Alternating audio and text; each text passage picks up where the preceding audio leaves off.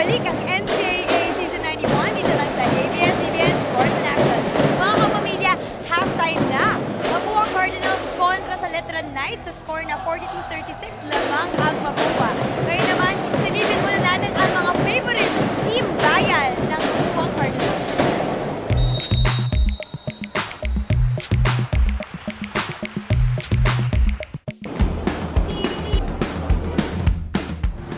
Hey, what's up, guys? Welcome to Mapua. I'm CJ Izit. I'm Andretti Stevens. And this is our school. So, ikot namin kayo sa favorite namin tambayan. Tara! Let's go.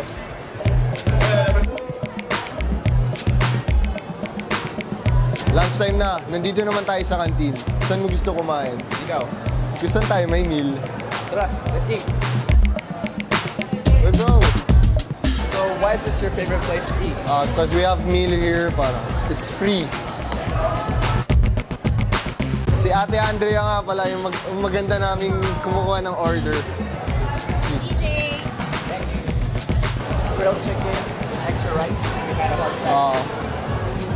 Pork asado, 1 rice. So let's eat.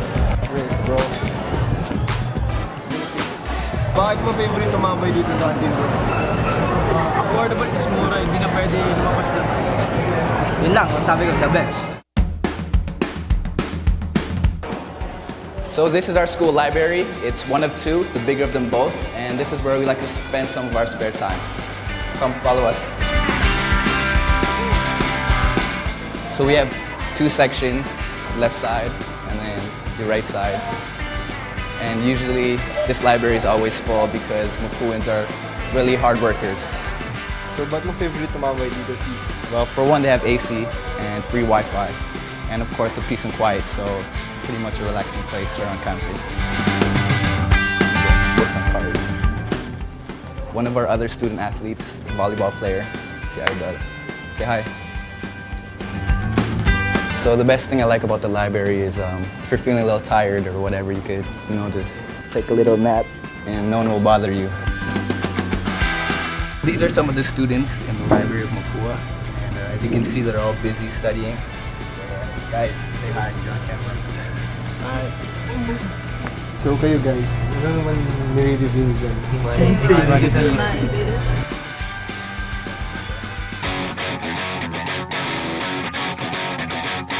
So this is our main building. Yung mga admin namin, registrar. So pag-enrollment, sobrang daming tao dyan. Hindi ka makakadaan na easy way out. And there we have a statue of Sir Don Tomas, the first registered architect in the Philippines. So naikot namin kayo sa campus namin. Kung gusto nyo kami makita, punta lang kayo sa library and canteen. Hope you guys enjoyed our little tour. Until next time, peace.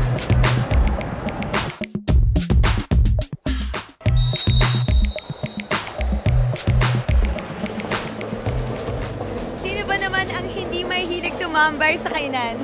Ngayon mga kapamilya, alamin natin ang question for the day.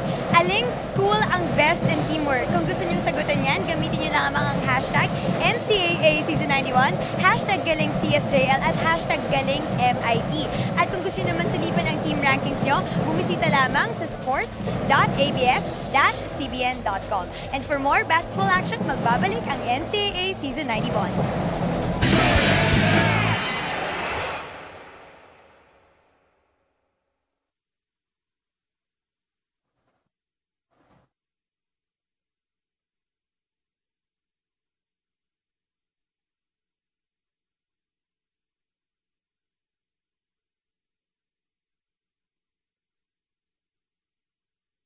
Nagbabalik dito po sa loob ng arena sa lungsod ng San Juan.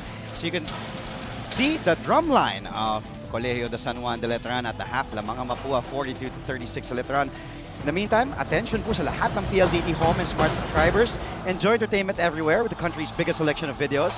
On demand from iFlix, just visit www.iflix.com. That's iflix.com and start your complimentary 14-day trial today. Sa magandang hapon po muli mga kapamilya. Ngayon po ay araw ng sweldo, 15 ng Setyembre. Ako po si Andre Felix, kasama si Martin Antonio, aka Coach Hammer.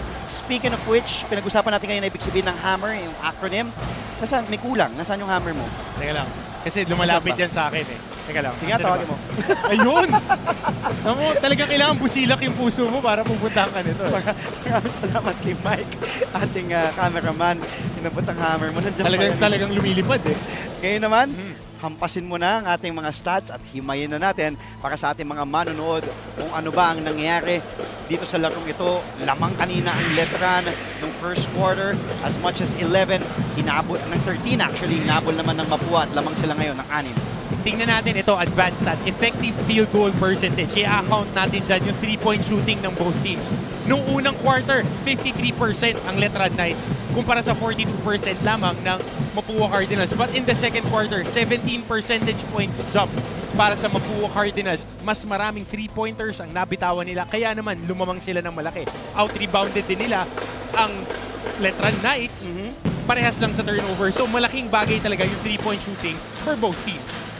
At nabanggit mo yung 3-point shooting, itong Mapua Cardinals naman talaga ay nagpapakawala at nagpapaulan ng mga 3-pointers. In the meantime, itong si Jomari Soliano, the rookie from Cebu City, just missed 3 field goal attempts, now has 12 as a starting big man for Coach Aldinayo. Karamihan na nakukuha niyang puntos nung medyo sumasagpa si Olwell Oraime, nanggagaling doon sa top of the key and sa free throw line extended area.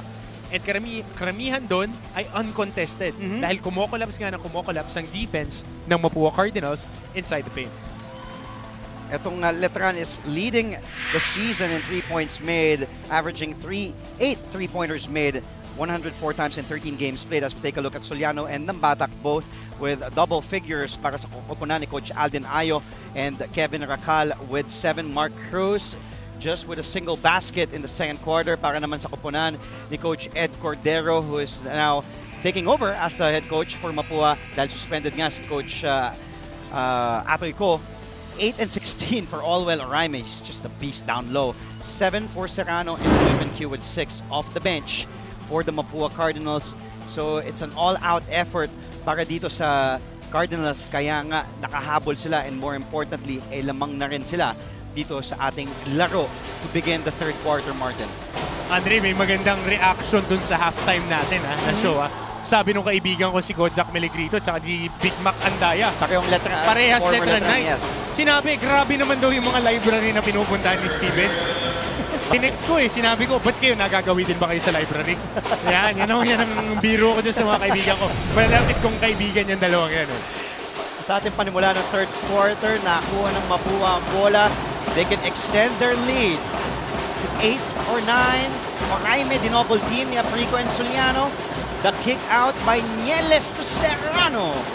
No from beyond the arc. Mark Cruz, the smallest man on the hard court, with the basketball. Running it down. He finds Racal. Racal, the up fake. The shot attempt, no inside. Nahihirapan sila pero another try. Nice look. Di nga lang mahawakan ni Aprico ang bola. Another turnover for the Knights. Mapua gets the ball back, so they have their chances, pero iba yung nagagawa ng isang 6'9" Lagos, Nigeria player, Olwell Oraime. Just really that intimidation inside. Yes. Alam nating spoiled ako sa mga Nigerian. Dahil hindi ko mapasalamatan ng enough yung kaibigan ko si Sam Ekwe. Dahil kay Sam Ekwe sa San Beda, kaya hindi ka masyado nakakalaro noon. Panalo naman It's always about the team effort. Actually. Okay. So, ibang facet naman yung binibigay ni Olwell Oraime. The pass imports that we've seen, malalaki na mas malalapad. Olwell Oraime is more on the athletic long side of things. Ito yung inaantay ng ating kasamahang Mikey Reyes na ma-interview ni Roxanne Montelegre, ang dating Letran Knight player na si Kevin Alas. Rox? Yes, Andre, kasama ko ngayon si Kevin Alas na 3 years ago ay point guard ng Letran Knights. Kevin, i-share mo naman sa amin kung ano yung mga magagandang alaala na iwan sa'yo nung naglalaro ka pa dati sa NCAA.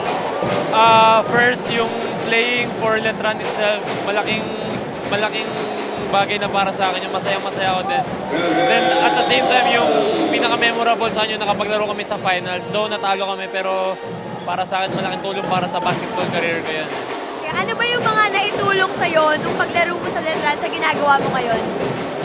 Siguro, ang dami ko natutunan dito Yung motto itself pa ng Letran Deus Patria Letran, yung inuuna namin yung bansa din, yung country. Then yun at the same time, yung kumbaga, nasaan man ako ngayon, utang ko sa Letran yan. Andre? Roxanne, may gusto ko itanong dito kay Kevin Alas. Hi Kev, si Andre Felix to, kasama si Martin Antonio. Kevin, ka-text mo si Martin last night, nabanggit mo yung iyong experiences dito sa NCAA na naglalaro ka sa Battle of Intramuros. Ano yung pinaka talagang hindi mo makakalimutan pagdating sa Battle of Intramuros? Siyempre playing under your father. Siguro yung hindi ko makakalimutan, yung 2010, natalo kami sa Mapua. Lamang kami ng 16 points, last 3 minutes. So, yun para sa akin kasi yun yung nagbago para sa akin eh. Yung hindi kami pumasok ng Final Four the following year, naging motivation yung para sa akin. So, gumanda yung laro ko and at the same time yung gumanda din yung Letran. Pumasok kami ng Final Four. Okay, last question, Kevin. Anong masasabi mo na magkamukha daw kayo ni Mikey Reyes? Ganun magkamukha ba? Okay lang, okay lang. parang pilit Okay lang, okay lang. Maraming salamat, Kevin. All the best sa'yo. Alam ko you're recuperating from an injury. Get stronger, Kev. Thank you guys. Good luck with your new team and good luck in the pros. Thank you, Roxanne Montealegre, for that interview. At nagkarinigan na tayo. Binibining Diwata, Roxanne, at kay Kevin Alas. Isa yan sa mga iniidolo ko noon. And if I could, if my memory serves me right, nag-awit pa sa high school yan si Kev at si Mikey during the NCAA Junior, since Mikey played for the Rizal Green Hills. Baby Blazers at si ito naman si Kevin Alas played for the Squires. Yes. Kaya nga siguro baka nagkadikit sila ng mukha, no? Pero sino bang mas lamang at luke? Si Mikey o si Kevin? Hindi ka nakasagot. Hindi ako nakasagot. Serrano hits both free throws. Parehas nating love yung dalawang yan. Oo naman. And of course, Kevin used to wear the jersey number 6 na suot na ngayon ng Batak. He changed numbers and si Ray from number 13 last season to number 6 this season. Trivia yan, Andre. Yung number 6 ng Letran na yan, mahaba ang lineage yan. Talagang mga bigating player na nagsusuot yan. Ray Guevara, si Kevin Alas, and ngayon si Ray ng Batak. Oliver Raime, walang jersey number 6, number 10 siya at 10 na rin ang kinakana ng Nigerian rookie big man ng Mapua. 49-38. This is now the biggest lead of the Cardinals. 11 ang hinahabol ng Colegio de San Juan de Letran. Kung ngayon pa lamang po kayo nagbukas ng inyong telebisyon, lamang kanina ang Letran ng first quarter ng 13. And another rebound for Olwell. He has 17 rebounds to his name. Mapua can extend their lead. Yes, Martin. 17 big rebounds for Olwell Oraime, despite being boxed out by at least 2 to 3 guys. Nababox out ba? Ang haba eh. There's Rakal. Medyo tinamaan ang ilalim ng ring. Huli ka, boy! Sabi ni Olwell. Nahanap si Nimes all alone with an easy layup. Hindi ko alam kung double bukol kay Kevin Rakal yun. Una, nasupalpal ng ilalim ng ring. Paano yung kamay naman ni Olwell Oraime nakasupalpal sa kanya? Surprisingly, Martin, walang tinatawag na timeout si Coach Aldenayo. He is letting his players play. Mark Cruz to Aprico. The short stab by Aprico. In and out. Wala nga yun sa arsenal ni Aprico. And if you're Mapua, Martin, you are okay with that. Nice look by Nimes Oraime. That connection works wonders. Binanggana, may basket pa para kay Olwell Oraime. As we take a look at our fast play of the game, brought to you by PLDT Home DSL, the #1 home broadband. Mapua Institute of Technology on a rampage, 53-38 in favor of the Cardinals against their neighboring school, the Letran Knights, with 5:41 remaining in the third.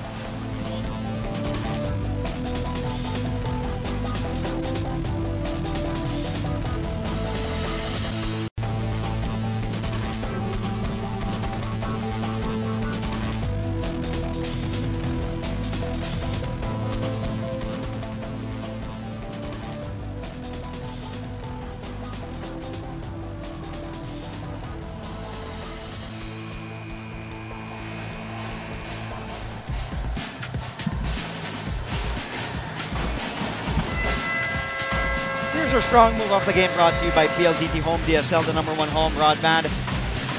Tumawag na nga ng timeout si Coach Alden Ayo. Why not? Because they are bleeding here. 53-38, Martin. A storm came in the form of Olwell Oraime and the Mapua Cardinals. Olwell is now at the line. He is a 62% free throw shooter. He averages 16 points in 34 minutes. In and out nga lang ang free throw niya doon. Itong si Olwell Oraime ngayon may 12 puntos na at 18 na rebound. Since the second quarter, a 35-7 run ang pinakawalan ng Mapua Cardinals. Credit a lot of that to Josan Nimes. We know that he used to play point guard, and that court vision and that height gives him an advantage. Tumatakbo lang sa gitna yung mga big men nila. Hinihit lang niya ng hinihit, parang mga wide receivers. Samantala, ito ang ating Copico 78 Best Recharge Moment brought to you by Copico 78. Copico's best latte ever. Mark Cruz hitting one from beyond the arc. That's his first basket from beyond the arc, but an offensive foul. Hindi kinount yung basket, but an offensive foul for Mark Cruz. And an unsportsmanlike foul pa dahil nga yung paa naka-usli. Tingnan natin dito. Ito yung 3-point attempt. Hindi natin masyado nakita yung kanyang right foot. But again, when you extend and parang yung sa foul kanina kay McJur-Luib, yung landing spot ng defender and the offensive player, tatawagan ka talaga ng charge yung dyan. Rule of verticality. Natatawa ako, sorry, dahil nabasa ko yung tweet, sabi ni Mikey Reyes, okay lang, nakamukha daw ni Mikey si Kevin Alas. Sabi naman ni Kevin, sinagot niya sa Twitter, di kasi ako ready sa question. Sabihin ko dapat, oo, gwapo yun eh. Ito ang kinaganda ng NCAA, nagkakatuwaan tayo dito. Of course, this is the very first collegiate athletic league in the country. And we are on its 91st season. First season, again, back with ABS-CBN Sports. First of a 10-year contract. And what a season are we having? Talagang ganda ng competition. The parity of the league is on top of everything else. Napakaganda. And the unpredictability. Exactly. Like the games. The team standings pa lang, dikit-dikit yan. From number 6, the JRU Heavy Bombers. Number 5, ang Mapua. Talagang lahat meron pang mathematical chance to be in the Final Four. Speaking of a mathematical chance, Letran still can come back. There's still a whole eternity of basketball. We're at the 5-minute mark, that is, of the third quarter. Nieles wanted to go inside to Oraime. Wala. Walang magagawa ka na talaga doon. You know, Soliano is undersized against a 6'9 Olwell Oraime. Kahit payungan mo yung isang mama na Olwell Oraime, makukuha niya ang kanyang pang-14. Parang bagyo, tatlo na yung nakapayong. Nasusutan pa rin. Ang haba talaga ng Olwell Oraime, Andre. Olwell Oraime really dominating on his rookie year. Aprico with an offensive rebound, a rare time that Letran gets the offensive board. Here's Mark Cruz. Hinahanap ang isang kakampi. Last touchdown ni Oraime. Look at the points in the paint. 24 for the Cardinals, 8 only for the Letran Knights. Here's a strong move of the game brought to you by PLDT Home DSL, the #1 home broadband. Of course, Olwell Oraime now with 14 points and 18 rebounds. Shane Menina is back on the hard court. Ang daming coaches na nanonood sa atin ngayon. Si Coach Jude Roque ng San Beda, si Coach Brian ng Tiger Cup sa USD, and ito si Coach Voltron, na coach ko pa dun sa amin. Shane Menina, nakakapasok lamang. Nakakuha na ng kanyang 7th point today with that layup of that turnover from Letran. Alam mo, Andre, interesting observation. Sa lahat na nakausap ko ng mga kaibigan natin from the Letran Knights, sinasabi talaga nila na kontrapelo kung tawagin itong Mapua Cardinals sa kanila. And tingnan natin ito sa larong to, mukhang pinatutunayan ng mga bataan ni Coach Ed Cordero at Atoy ko. Sama mo pa dyan si Coach Randy Alcantara na kontrapelo nga sila nitong nangungulang Letran Knights NCAA. And itong fast play of the game natin is brought to you by PLDT Home DSL, the #1 home broadband. That was a 7th point and a basket made by Shane Menina. Didn't spend a minute in the hard court, pero nakapunto siya kaagad.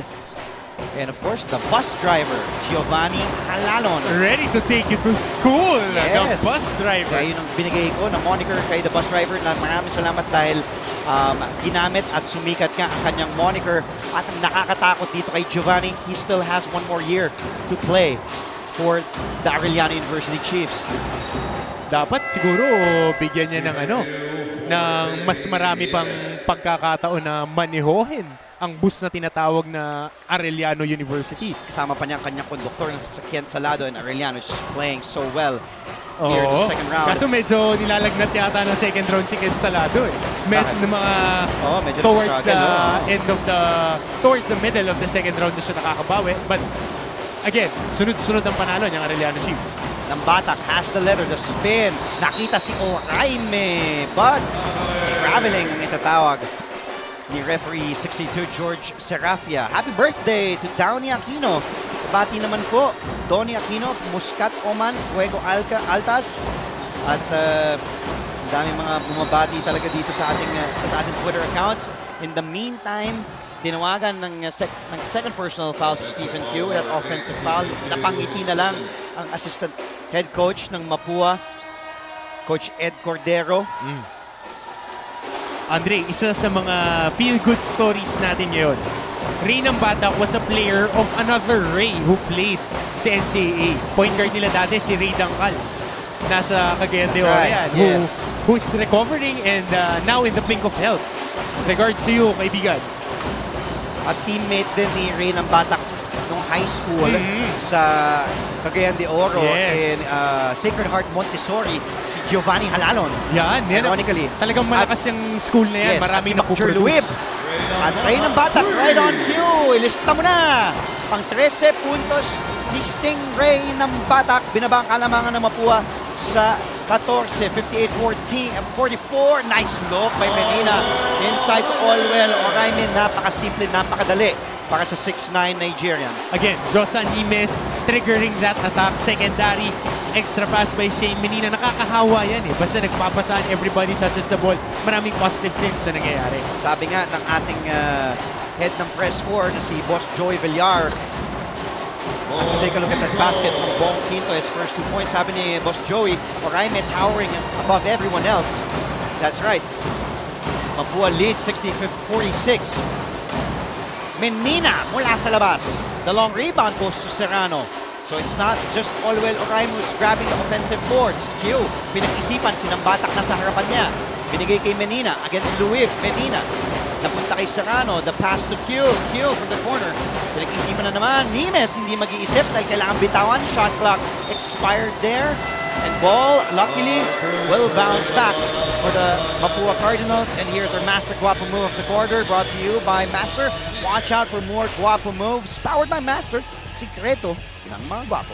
Again, attacking on that secondary, nakakapuntos ang Cardinals. And here's our Copico 78 Best Recharge moment, brought to you by Copico 78, Copico's best latte ever. Stephen Q. Ganda nung ikot na naman. That time around, wala ang basket doon. Para kay Aguirre, Branya couldn't handle on the leather. Sabi ni Coach Ed Cordero, okay lang, okay lang. Parang ginanahan itong Mapua Cardinals despite walang CJ Isit, walang Andreri Stevens, walang fortune cookie Coach Atoy ko. Ganado itong Mapua Cardinals. Gusto nilang ipanalo ito para kay Coach Atoy, who is serving as 2-game suspension. He already was suspended 1 game. Ironically, it was against another school that's located in Moralia Street against the Lyceum of the University, Lyceum of the Philippines University Pirates. Itong si Coach Atoy ko ay nasuspend na noon nung niwagay-gamay niya nga yung kanyang t-shirt. Paborito ng kaibigan nating si Mix Bustos yan, ha? That was back in July 31. Bong Quinto from the outside. And then last Friday kami kasamang Mix Bustos. It was again against LPU. Tinawagan ng dalawang sent them to a call. Si Coach Atoy ko, Mark Cruz, ilista mo na ang pangalawang 3 puntos ni Mark. The Ant-Man now has 8 points, 2 3-pointers here in the third quarter. Tignan natin kung magsisimula ng isang magandang run yan for the Letran Knights na kailangan nila dahil medyo namamagana ang kalamangan ng Mapua Cardinals. 60-49 ang ating talaan.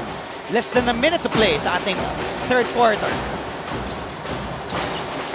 Oraime finds Q, Stephen Q, and shot clock will wind down to the delight of the Letran bench. And the defense of Letran paying dividends and evident in that sequence. Great defensive stand by the Letran Knights. Let us see if they can convert another basket at mas mapababa pa into single digits itong kalamangan ng Mapua Cardinals. 26 remaining here in the third. Bong Quinto in and out. A free Preco gets the offensive rebound. A fresh 14 due to that FIBA rule. 7-second differential between shot clock and game clock. Rakal Oraime towering with that long wingspan. And a foul called on a blue shirt. It will be on Felix Aprico. Pang-apat na ni Aprico. Penalty, masakit because Letran is getting chances to come back in this game, Martin, and to cut this deficit to single digits.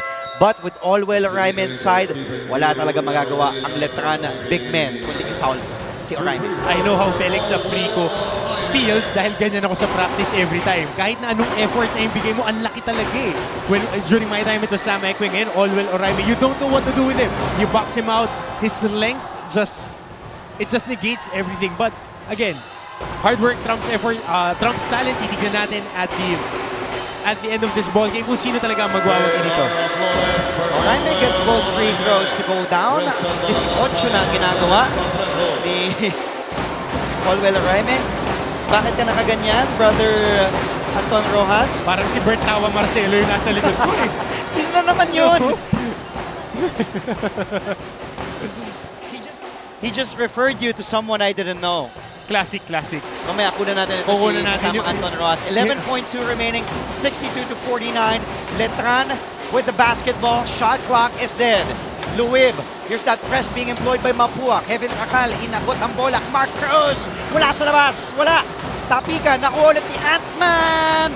Wala pa rin. Maalat ang shooting ng Letran Knights. Hindi yata asukal yung tininira ni Antman ngayon. Panay asin. Kaya maalat lang si Mark Cruz. Nieles ang hindi maalat. Mark Cruz, yan ang 3 puntos si Mark. Pangalawa, here in the third, he just has 8. That was Menina's drive to the basket at the end of the third quarter, and then the 30 minutes of play, lamang pa rin ang Mapua, 62-49, heading to our fourth and final quarter. That's coming up between the Battle of Intramuros after the break.